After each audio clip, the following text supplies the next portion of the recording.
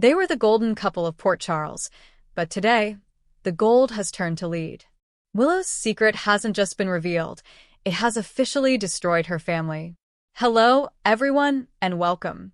I hope everyone is having a wonderful day.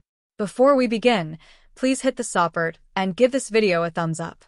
General Hospital GH spoilers for Monday, March 2nd suggests that Willow Kane, Caitlin McMullen, will be interrogated while Michael Corinthos' Rory Gibson will be summoned over the phone. Harrison Chase Swickard will also make a vow to Ned Quartermaine Wally Kurt. So there will be a lot of action in Port Charles. After Brooklyn Courtmaine Amanda Seton tells Tracy about the situation with Chase, Tracy will ask a question that surprises her granddaughter. Do you know for sure, or is that what you want to believe? Tracy inquires in Monday's preview video. Brooklyn is hopeful that Chase would let go of his Michael vendetta now that they've discussed it, but Tracy may be skeptical. Regardless, Tracy may be concerned about Brooklyn proceeding with the adoption and wonders if her marriage is stable enough for it. Chase appears to be going to apologize to Ned for putting Michael ahead of Brooklyn and their family aspirations. Chase will profoundly regret it and pledge to solve it right away, but more trouble could be on the way. Trina Robinson, Tabiana Ollie will become suspicious when Portia Robinson, Brooke Kerr, and Curtis Ashford Donald Turner request to meet with her together. It'll make Trina wonder what's going on, so she'll question Curtis and Portia soon. Laura Collins, Jeannie Francis, will corner Willow for a grilling session. Laura will inquire if Willow intends to use her new position to settle her own scores now that she has officially taken over Drew Cameron Matt congressional seat. Willow may pledge to put her constituents first, but she obviously has her own agenda and will use her position to her benefit when given the opportunity. At the PCPD, ADA Justine Turner Nos9 contractor will rant about their final lead being a dead end while speaking with Dante Falconer, Dominic Zampragna, and Nathan West, Ryan Pavey. Justine will lash out over the entire key incident before Dante invites Michael for a discussion. Michael may be concerned that Dante's call may result in additional legal trouble. However, Dante may eventually argue that they will not charge Michael and concede that Drew's case appears to be unsolved. Christina Corinthos Davis Kate Monty will lose her cool during a debate with Sunny Corinthos Maurice Bernard. Christina appears to be outraged after Laura surprises Alexis Davis Nancy Ron by announcing Willow as Drew's replacement, but Sunny will try to calm her down. According to General Hospital teasers, Sunny may ultimately talk with Laura to confirm that Jen Sidwell, Carlo Roa, played hardball. The drama in Port Charles never stops. And on this particular Monday in early March, emotions that had been simmering for weeks finally burst to the surface, leaving everyone wondering loyalties, motives, and the thin line between truth and lies. Willow Kane is seated opposite from Laura Collins in what appears to be a formal office setting, possibly the one Drew Kane once inhabited until his own political ambitions took a nasty turn. The U.S. flag stands brightly in the background, serving as a silent reminder of the power and responsibility that come with holding public office. Laura, ever the clever mayor with years of handling both personal heartaches and civic duties, has summoned Willow in under the idea of welcoming her or discussing transition issues. But her queries are more pointed than mere pleasantries would allow. Willow, dressed in a neat jacket that reflects her newfound status as a congressional representative filling Drew's departed seat, maintains a cool facade. Her hands fold neatly on her lap, but those who know her well may sense a small stiffening of her fingers, indicating that a storm is gathering behind her serene facade. Laura begins gently congratulating Willow on her rapid climb and expressing optimism that this position will be used for the betterment of Port Charles and beyond. However, the conversation quickly shifts to the heart of Laura's concerns. Whether Willow intends to use her new power to settle old personal scores, particularly those related to her fractured marriage with Michael Corinthos and the lingering fallout from the shooting that injured Drew and divided the town. Willow's response is slick, almost scripted. She tells Laura that her primary focus is on policy, assisting families, and using her nursing background to push for healthcare reform and community support. She speaks of unity and moving ahead, avoiding any direct mention of Michael or the ongoing claims surrounding the tragedy. But as Laura presses, inquiring about specific rivalries or vendettas that could influence legislative decisions, Willow's statements become less simple. She denies any intention to use her position for spiteful purposes, arguing that her past experiences have only increased her resolve to serve impartially.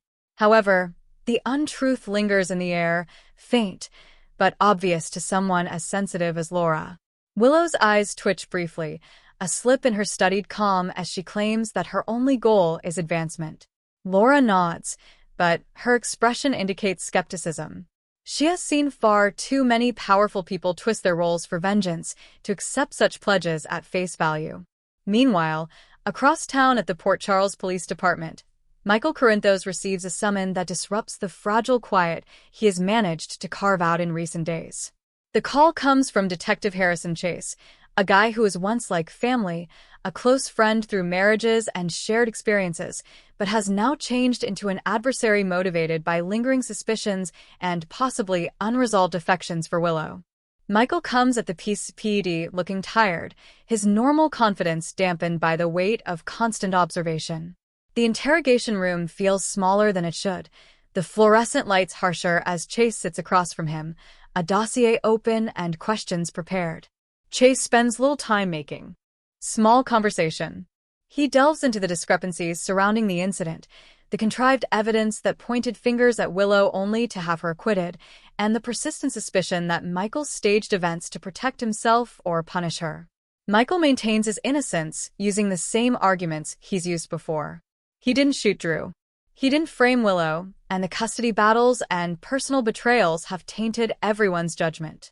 But Chase is relentless, demanding details about alibis that never quite held up, motives based on envy and custody battles over their children. The discussion becomes tense as Chase accuses Michael of playing a lengthy game, using his connections and power to shift blame away from himself. Michael's frustration grows. He reminds Chase of their shared past, of times when they stood together against similar foes, and asks why Chase can't let this go, especially now that Willow has been cleared in court. Chase, on the other hand, presses harder, implying new leads or contradictions that suggest Michael's involvement is more extensive than previously imagined. The topic revolves around trust, betrayal, and the cost of carrying grudges. Michael continues to tell his narrative, but the strain is visible in his voice and in the way he rubs his temples, as if he is battling a headache caused by constant mistrust. Other threads run throughout the program, connecting back to the core issues. Brooklyn, Quartermaine, and Chase share a moment that contains its own discoveries, possibly related to the disturbing discovery they find together, forcing them to confront hard facts about family loyalty and hidden motives. Brooklyn, who is usually fiercely protective of those she loves, might give Chase a reality check about allowing fixation to overwhelm him, encouraging him to examine the big picture or the influence on their own relationship. Chase, torn between duty and personal past, struggles with vows he makes, maybe pledging to unearth the complete truth at any cost, even as remorse flickers in his eyes at how far things have deviated from the friendships he once treasured. Trina Robinson, ever curious and observant, picks up on the undercurrents that swirl about her parents, Curtis Ashford and Portia Robinson. Something in their conduct or hush talk perplexes her, prompting her to ask probing questions about what is going on. Curtis, struggling with his own decisions and possibly a choice that would change many people's lives, deflects softly, but Trina's insistence hints at deeper discoveries to come. Other characters in Port Charles's quieter corners feel the rippling effects as well. Ned Quartermaine and Chase have a brief discussion that highlights the family's divided allegiance as figures like Sonny Corinthos and others navigate their own admissions and alliances in the background. The air is thick with unsaid accusations and everyone is bracing themselves for what follows next in this intricate web of deception, revenge, and redemption. Willow leaves her appointment with Laura with the burden of her carefully planned falsehoods. She knows Laura isn't entirely convinced, and the mayor's suspicions could jeopardize her plans, especially if they involve characters like Jen Sidwell tugging strings from the background. Willow's mind is racing with calculations about how to safeguard her position, keep her secrets hidden, and maybe turn the tables on those who have wronged her. Her lies to Laura are more than just words. They are a shield, a momentary barrier to scrutiny that threatens to reveal deeper secrets. Michael leaving the PCPD feels the news tighten once more. Chase's questioning has reopened wounds, raising concerns even among those who had begun to believe his side. He thinks about his children, the custody arrangements that seem to be becoming more tenuous by the day, and the lady he once loved, who is now both victim and potential opponent in public. The trip back through Port Charles's old streets allows him to ponder on how everything has escalated. From a shooting that transformed people's lives to political maneuvers that threatened to reshape them even more. On this Monday, these characters' intertwined lives are pulsing with intensity. Laura sits alone in her office thereafter, repeating Willow's comments and looking for flaws in her story. She has always trusted her instincts, and something about Willow's demeanor feels artificial, like a polished act concealing something colder. Chase, nearing the end of his shift, stares at case files with resolve and doubt, wondering if his quest of justice has obscured other facts. Michael comes home, possibly to face silent evenings filled with anxiety, knowing that one wrong move could ruin everything. In Port Charles, truth is rarely absolute, and lies tend to linger, waiting for the proper opportunity to arise or be buried deeper. Willow's deception of Laura shields her goals. But at what cost?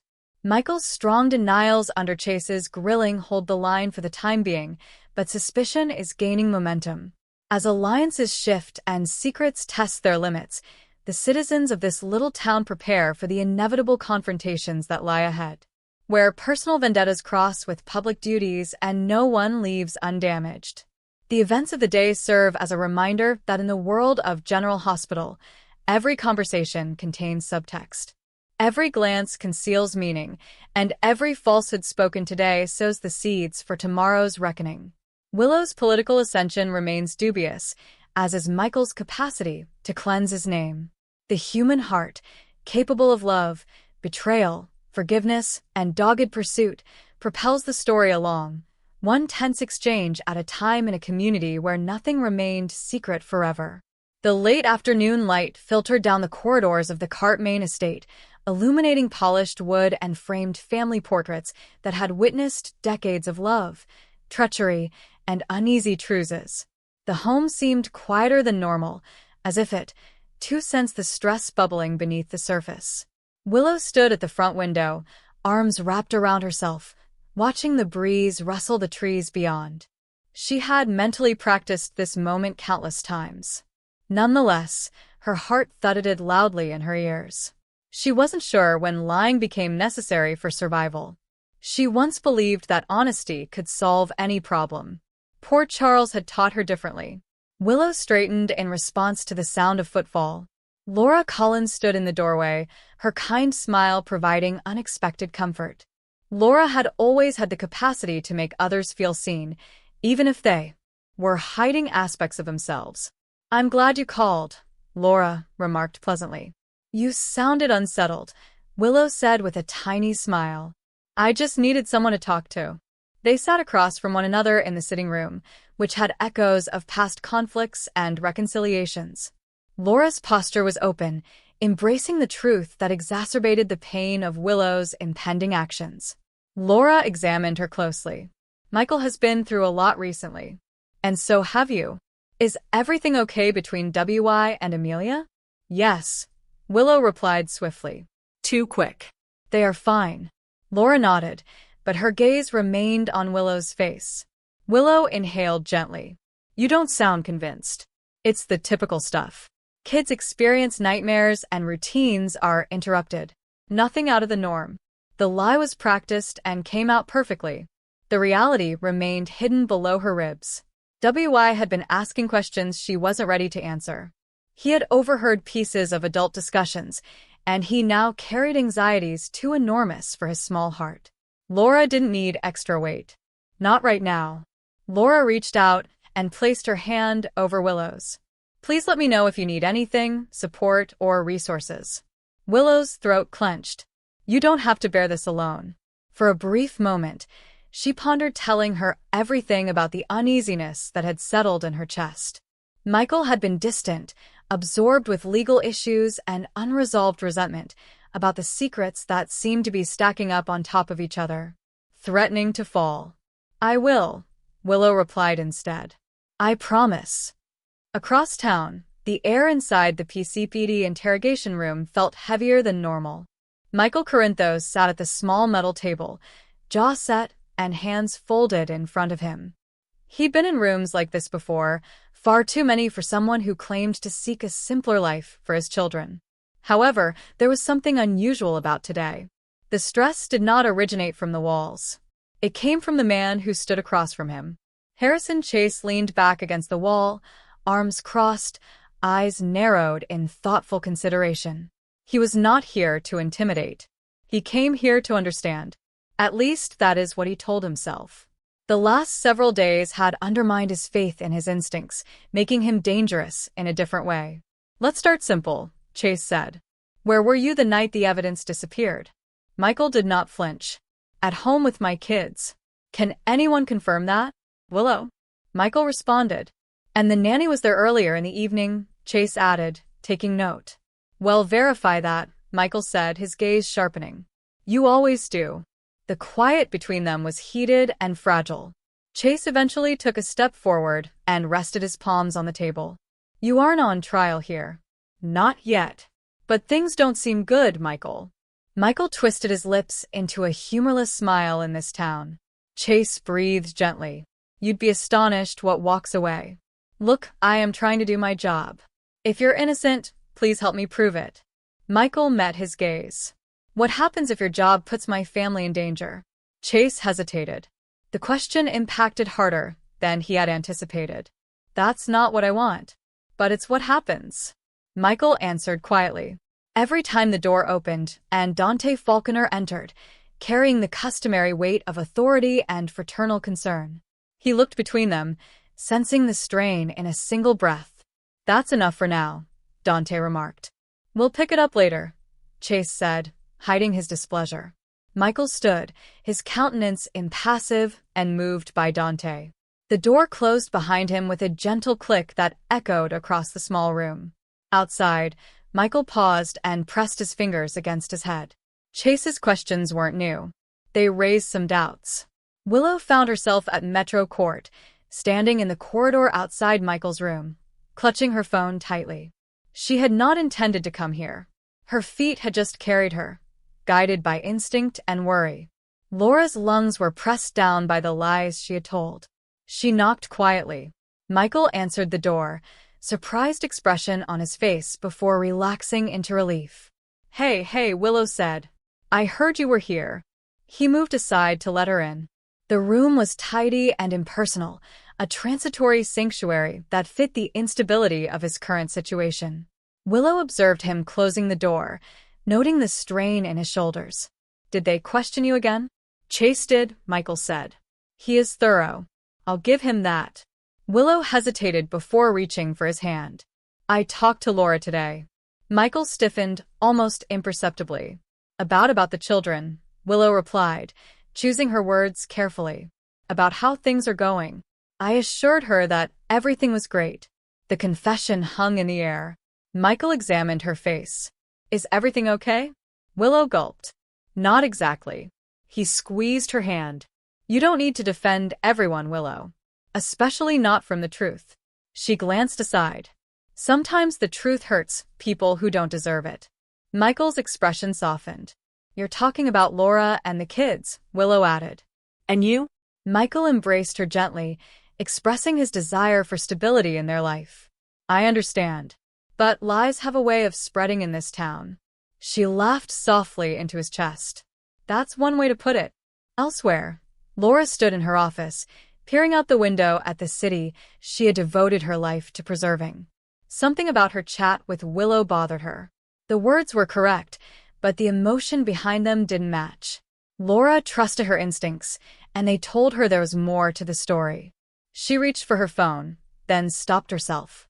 Pushing too hard may cause doors to close that should have remained open. For the time being, she would simply wait. But she would never forget Willow's expression when she claimed the children were all right. Back at the PCPD, Chase gazed at the vacant chair Michael had taken, fury seething beneath his calm exterior. He sought justice. He sought clarification. But he also wanted to believe that people might change, that the cycles of violence and deception that had defined so many Port Charles lives did not have to continue for another generation. Dante reappeared at the doorway. "Are you okay?" Chase nodded. "Yeah, just thinking. What about Michael?" "Almost everyone," Chase said. "Sometimes it feels like the truth is just another weapon in this town." Dante smiled. "Riley, welcome to Port Charles." Night fell on the city, enveloping familiar streets in shadow and possibilities. Secrets were held, truths were distorted, and decisions were taken that would have unforeseeable consequences. Willow sat awake beside Michael later that night, staring at the ceiling, her lie to Laura replaying in her head. She persuaded herself it was only temporary, a minor lie to keep the peace. However, in Port Charles, minor lies might quickly turn into storms. And somewhere between Chase's queries and Michael's refusal to answer, the next storm was brewing.